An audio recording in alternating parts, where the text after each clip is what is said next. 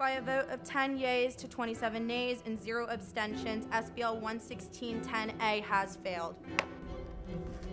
We have filed a lawsuit against the University of South Carolina for violating our First Amendment. That's not quite accurate.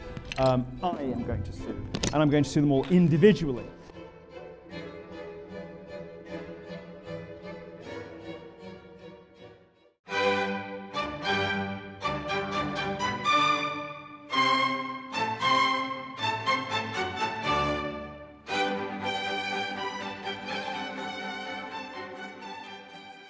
A lot of us have seen the graphic that they have put out, and that has a lot of sexual notation to it, some words that I'm not sure if I can say while we're up here, as long as visuals, and they could not be advertised on campus due to their lack of compliance with the University of South Carolina policy University 6, Freedom of Expression and Access to Campus Policy, which states publications must be in compliance with South Carolina state law.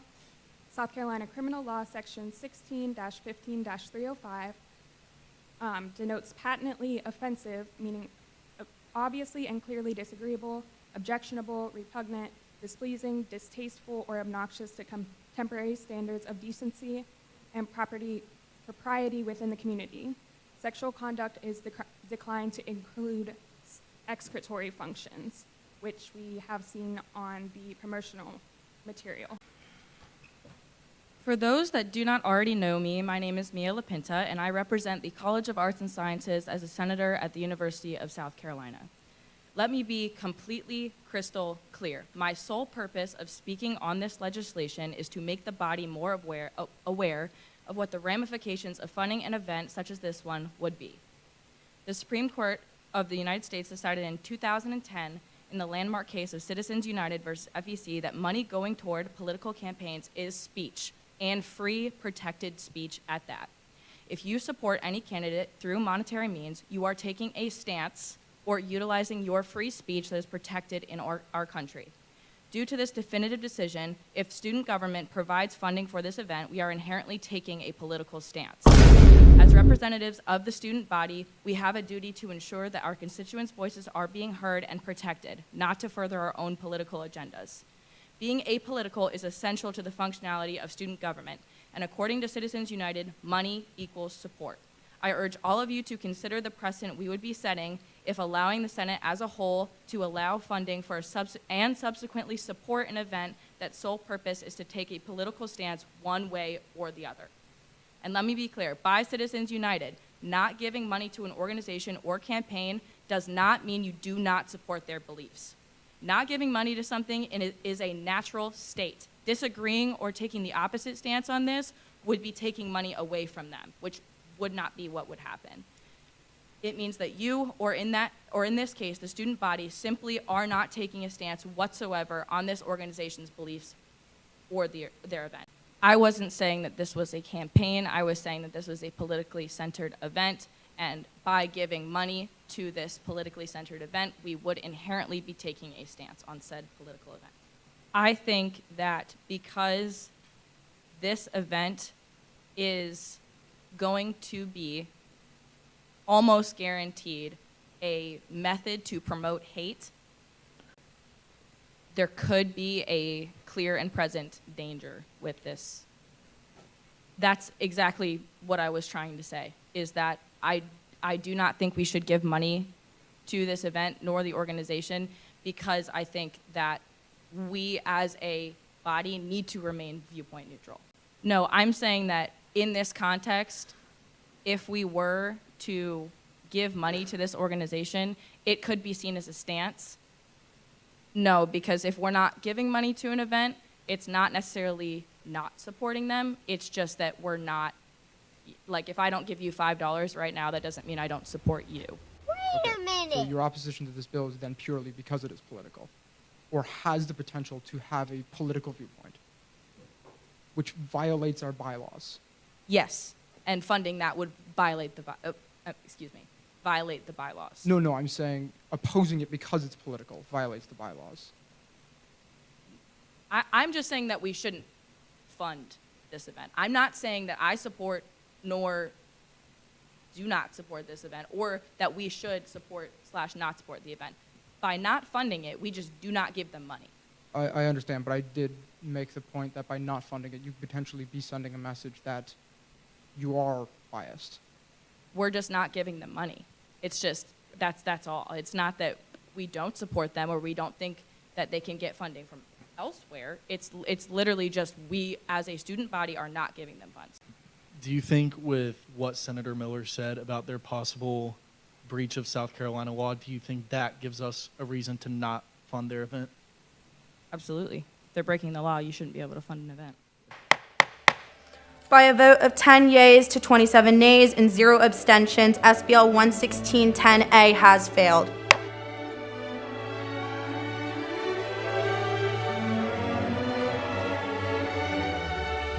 My name is Sean Semenko.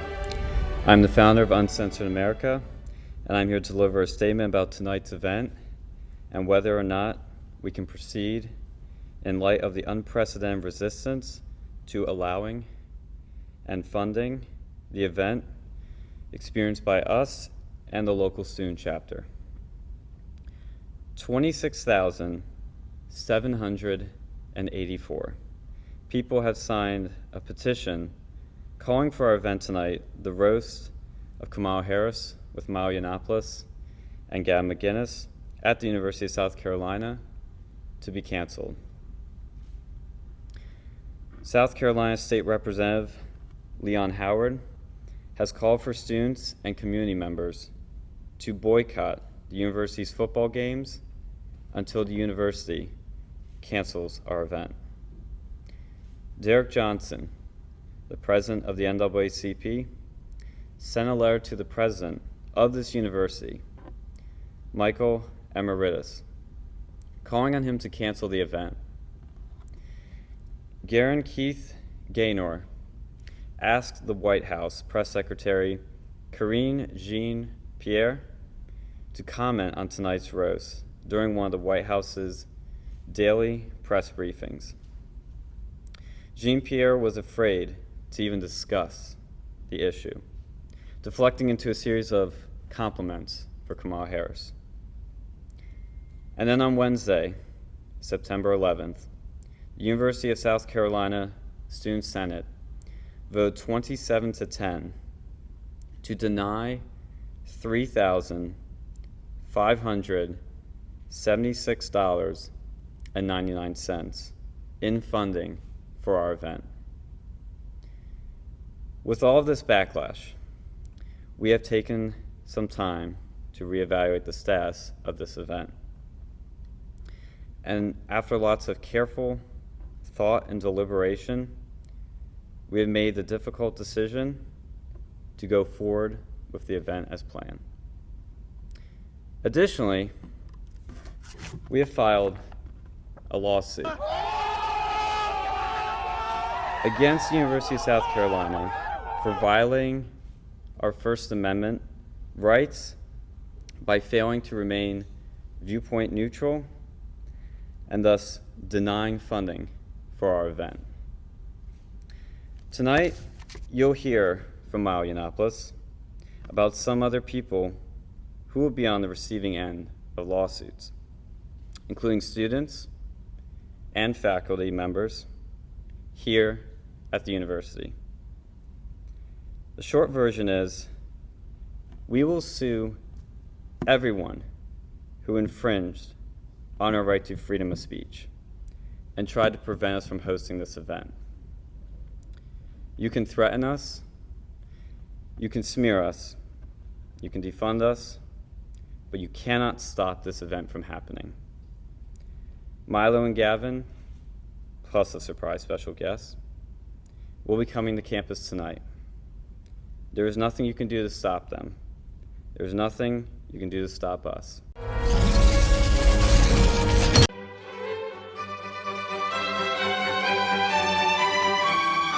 Before we get to that, I was going to read a list of names of people that I'm suing.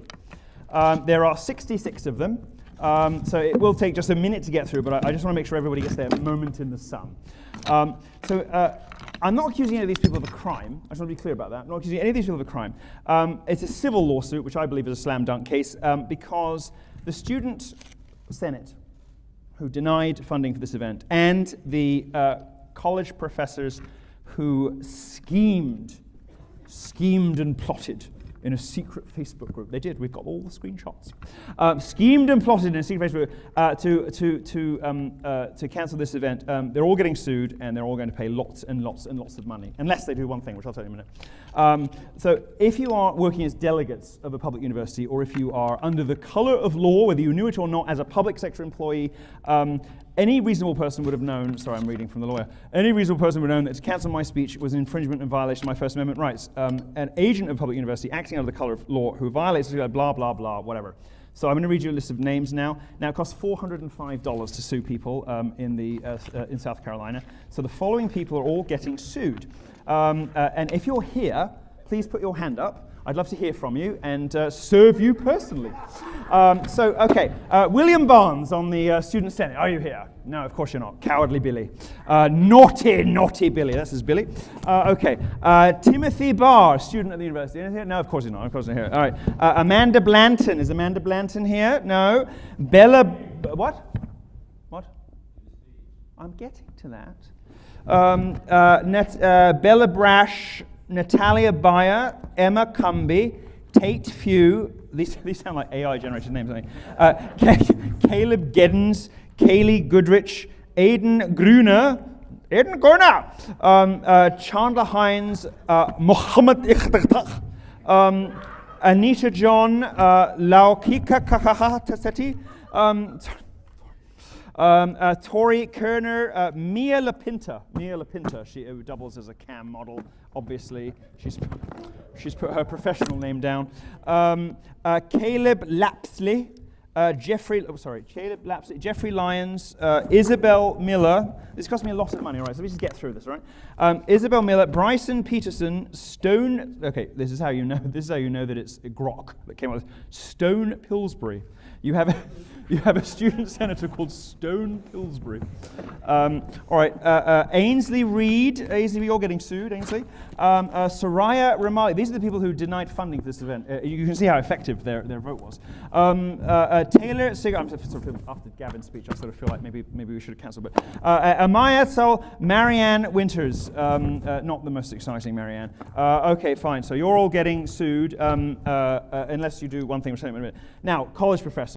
All right, so Christian Anderson, in fact. Right, Christian Anderson is a professor here. Anyone have Christian Anderson? No? Well, he's getting sued. Arlene Andrews. Anyone have Arlene Andrews? No, she's getting sued. Deborah Billings. Deborah Billings is getting sued. Is Deborah there? Is this going in the right order? Yes, it is. Yeah, brilliant. God, Deborah Billings. Yeah, you're getting fucking sued, love. All right, so... God, if you can make space between licking carpet, we will serve you. All right, sorry. Annie Bourbonnaise. Annie Bourbon. All right, Annie. Heather Brandt. Oh, dear. She's got one of those Rihanna 5 heads, you know. Oh, what a shame. They said people had style in the South. Okay, Deborah Cohen. I'm just going to read through now. Can you keep up? Brilliant. All right. Holly Crocker, Kelly Davis. What happened? Oh, more porcine than man. Okay, sorry. Look, I paid a lot of money for this. All right, Kelly Davis, Carlina Maria de la Cova. Can we have oh, good God. All right. Beetlejuice. Okay, so Catherine Edwards, Gina Ercolini, Sarah Garreau, Marie Lisa Gavalets, Andrew Graziano. It sounds like a faggot. Is it a faggot? Andrew Graziano? Yeah, look, faggot. Sort of, hey, look, I'm cool. I'm fine. But I'm fine, though. Don't look at me. Okay, Graziano. Yep, no, okay. And then Jeremiah Hackett. Oh, good God. I'm not saying he touches kids. I'm not saying it. I'm just saying that he looks like people who touch kids. He has friends who touch kids. He probably attacked such kids. Well, makes me something of an expert on the subject, wouldn't you say, madam? No, just kidding, I'm kidding, I'm joking. Jeremiah Hackett, no. Michelle Anna Hardy, Swartwood House, Judith Cowell. You weren't expecting me to double down on that, were you, you fucking cunt? Right, so Gabrielle Quinsley. Good, all right, fine, okay, good. Patrick Lawrence. Anyone have Patrick Lawrence? Anyone been touched by Patrick Lawrence? No. Okay, Ed Madden, Karen Malia, Alan Miller, Mark Minette, Agnes. Oh, no, that's Agnes. Agnes. It was Agnes all along. Michael Ottone, Wayne Uten. See, if he did it. Wayne Uten, who definitely thinks he's handsome. There's a 6 who thinks he's a 10. It's a great tragedy. Oh God, what is that? What was that? So my sleep paralysis demon just flashed up for a second. Sorry, what was that? Who was that? Was that James Pinkley? James. Oh, good. Yeah, that's when I wake up and I can't move my limbs and I'm convinced that I'm dead already. There he is, James Pinkley. Okay, so Tara Powell, Kirk Rendazzo. God, that's not. You must have better looking teachers than this. James Risk. Again, this is age. James Risk. The risk is you'll get raped. Rebecca Stern, Brad Stratton, Nicola. Nicola Waldron, Elizabeth West, and Laurie Kwiatkowski. Sounds Jewish. Yeah, let's not. All right, fine. No, it's fine. All right, so you're all getting sued.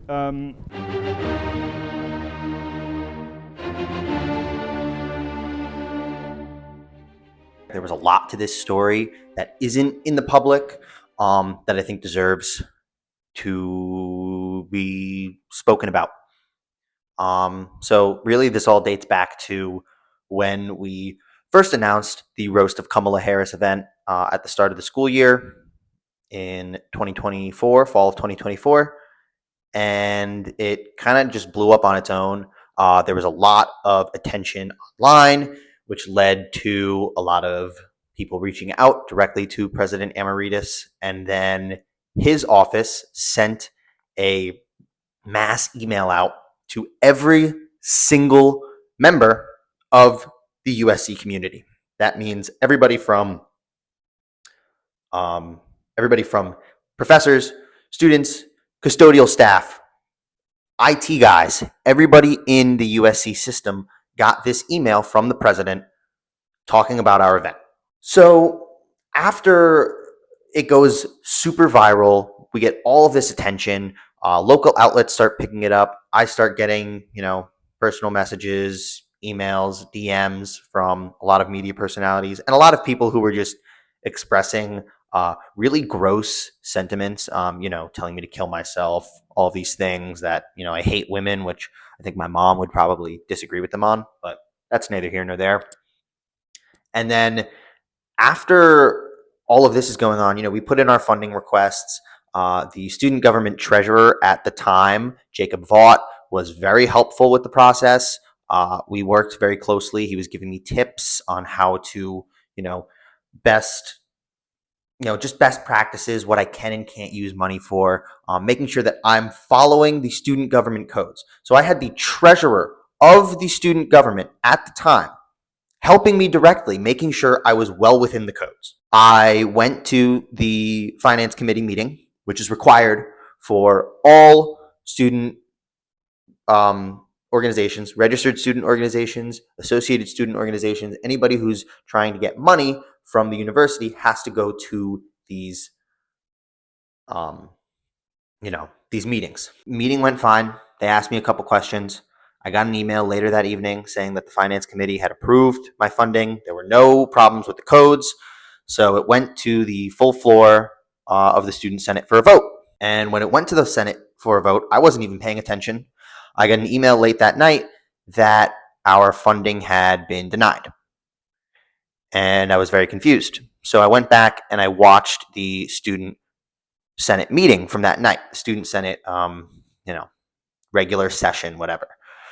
And there were two senators that got up and spoke in opposition to us. There was Isabella Miller and Mia LaPinta, who were both very vocal about their personal political disagreements with the event.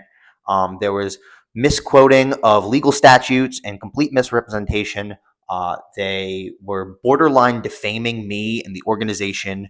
They were accusing us of crimes without any legal backing. There was no legal counsel present, and even one of the student senators requested legal counsel be present for them to talk about laws, and they denied it. Nobody wanted them there. Instead, it was all about personal attacks and how people felt about the event, which they are fully within their right to do. But if the event is within the guidelines of the student codes and the student, specifically the finance codes, there is no reason for them to defund us, especially if there's for personal and political biases. And constantly they were reminded not to do that. Yet we get to the vote, and it was overwhelmingly people sided with these ideologues who were against the event solely for ideological purposes. Again, you are entirely well within your right to personally protest our event. But when you are a student senator, they are presumed that you are doing your job unbiased and without any sort of personal objections getting in the way.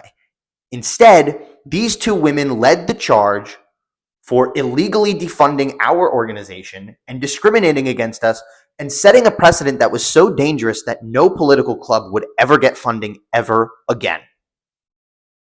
Wow. How evil.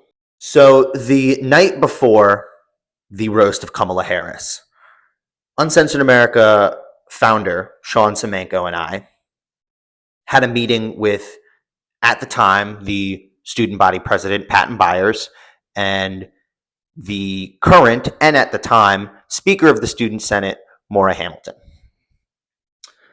And in that meeting, we were told defiantly and without any sort of wiggle room that there was no way we would get our funding. It was done. The decision was final. The best thing we could do is go to their constitutional council, which is like their bullshit version of the Supreme Court, because they think they're so high and mighty, where we could set the precedent that this could happen again. That's the best thing we could do. We were told point blank. I asked, and Sean asked, and we were both there. We asked, is there any way we can get our money? They said no. So the next day, we announced that we were suing the University of South Carolina for discriminating against us in their funding practices. Not only was defunding Uncensored America out of line with school policy, student government codes, and state law, it's out of line with the Constitution of the United States. They cannot discriminate. This is an attack on our First Amendment right. And about a week after we announced the lawsuit, I get a personal call from Maura Hamilton that student government had decided to refund us. They decided to give us our funding. In executive session behind closed doors, school administrators went in there and said, you have to fund them. There is no wiggle room. But about a week earlier, I was told that we could not get our funding. There is no wiggle room. I've been told by various student senators who were there in that evening after my meeting with Maura and Patton, who met with them right after. And these student senators said that Maura and Patton told them that everything was fine and we had worked out a deal. I can tell you, as someone who was in that meeting, that certainly did not happen. No deal was worked. The only deal that was worked out was student government thinking that we were just going to capitulate and not fight for our money that we had no right to lose. Okay,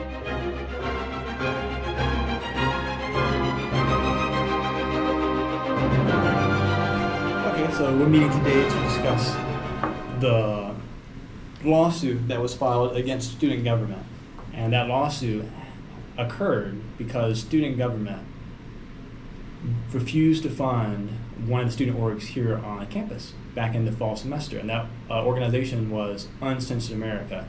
For $3,000, they were denied funding based off of purely political beliefs. And you were a senator during that session, correct? Yes, I was. And what was astonishing was that I didn't hear anything about the case. I didn't hear anything on the agenda until about an hour to 2 hours before we went into session in the 116. And then before I even got in the chambers, I was approached by a group of three who were very adamant about how this event was going to disrupt a lot of the minority population. It was going to disrupt and upset a lot of females, and that it would be stronger for us to stand together on it. I asked, what are the details? And I had counsel from two other outside individuals who I trusted on the situation. Now, initially, I did vote in favor of it. At that time, man, it was three more individuals from other clubs that I have as a constituent. They also showed up to make sure that I voted in favor of this. So I didn't have any details until it went down. Then after it went down, we got hit with the lawsuit. I called the individual who spoke on behalf of the Senate. He was the judicial chair at the time.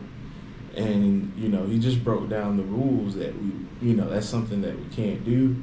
And if people continue to disagree with that, then he has to put forth articles of impeachment because they're breaking our constitutional student codes. So once it was broken down to me on that, I changed my vote and I was mostly in favor of him on issuing the articles of impeachment, because once it was broken down and then I did my personal investigation, I realized that Uncensored America had done nothing wrong. I also come to find out some very interesting things that had transpired the day before we took our second vote. That night before, past President Patton Byers and past Speaker Maura Hamilton, they both said that they had met with the leader of Uncensored America. They said they had a meeting face to face and that it went really well. And they said that everything was going to be all right. And that was all they told us. They come to find out, they lied to us. They lied to many of us. Some of the lawsuit came down. We had ABC News here. We had watched Fox News here. We had the Daily Gamecock here. And it was just amazing to me, that we had got sent counsel from the college in order to back up what the judicial chair at that time of the 116 was doing. And ultimately, everyone realized that we had no say and we had no official authority. But the most compelling piece is that the speaker and the president both had an opportunity to stop this.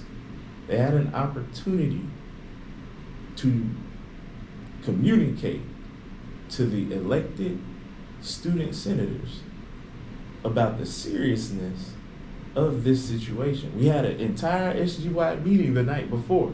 Probably would have been a great time to let us know, hey, look, they're threatening to sue us if we don't do this, guys. But no, they want to have a joke. They want to have a laugh. They want to gatekeep information. So after that happened, next thing we know, we see our names getting written off a list in front of millions of people. Some people even had to change their social medias because they were getting heckled. Because it was ridiculous that, a set shadow government within this lovely Southern institution decided to bring forth a liberal ideology and label a club as racist. That was so unnecessary. And me being African American, looking from the inside out, I realized it could possibly be that they were trying to make a club look like the big bad racist when they're doing racial financial practices. So, this debate, when Senate met and talked about this budget request, that occurred September 11th. Now, I was in the treasurer's office at the time, and we saw the budget request first. And it went through all the proper channels. It went through the comptrollers, it went through the treasurer, and none of them saw any issues where this budget request broke any of our codes, where student orgs are required to follow to be eligible for funding. So then our office submitted it to the finance committee. So the finance committee reviewed it, and they didn't see any issues where it broke the codes. So then they pushed it to the Senate. As well as the individual who filed the request came to the finance committee and spoke with everyone about this whole process and everything that was going to happen. Mm-hmm. A flyer was asked, and the chair at the time said that he didn't have one, he didn't see one. So he had no idea, he claims to not have ever seen anything. This sounds very familiar with what they're currently doing. They withheld flyers and information then for student org events, and they're currently doing something very similar to that right now within finance committee. So they didn't learn the lesson the first time. No. So then it makes it to the Senate, and that's when the debate starts. Can you talk more on some of the cast of characters that came down and debated against UA? One main character I can think of was someone who came into the Senate with me that I had so much faith in.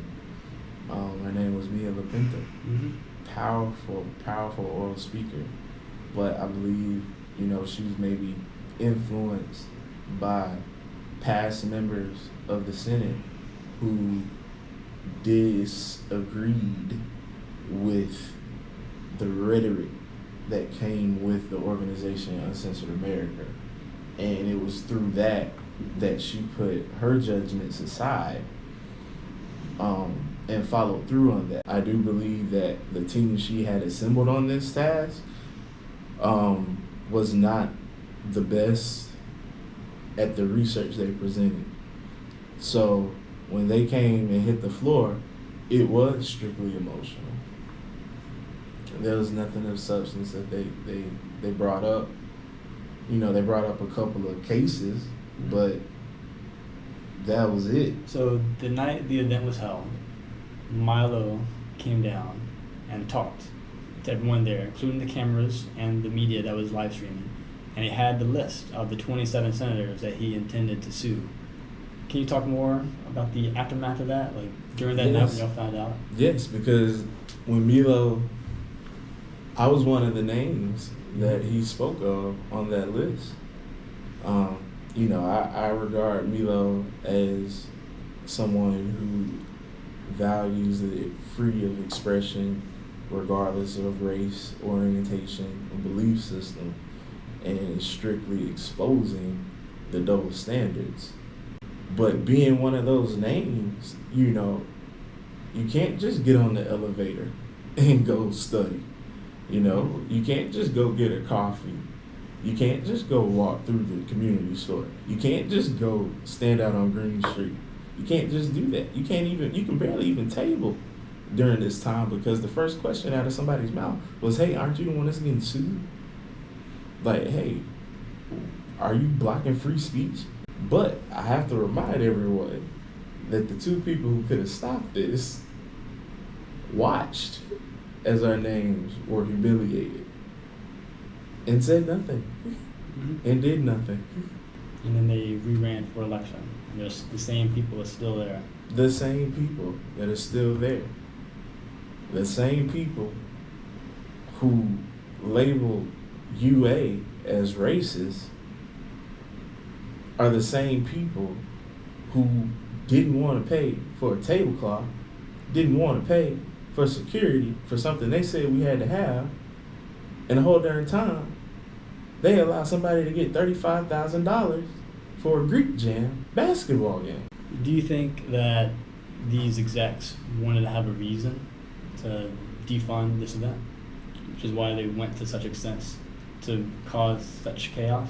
Yes, I believe on the surface, they are practicing things that have trickled down from Congress, from an individual whose voting track is like Lindsey Graham. They pretend to be conservative. They pretend to be of values. They pretend to put students first. But really and truthfully, it's them first, their friends second.